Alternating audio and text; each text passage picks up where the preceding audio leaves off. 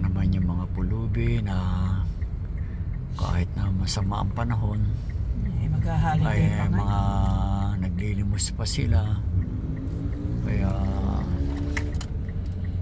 mga kapatid ko, sakali pong may konti tayong maitutulong sa mga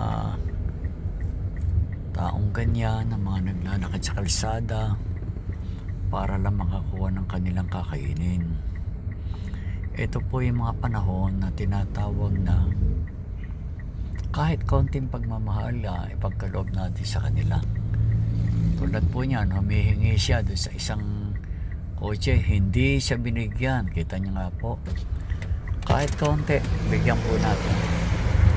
Sige po, salamat po. Okay. Salamat din po. Pagpalain po kayo. Yun po ang sinasabi ko, yung napaka liit na limos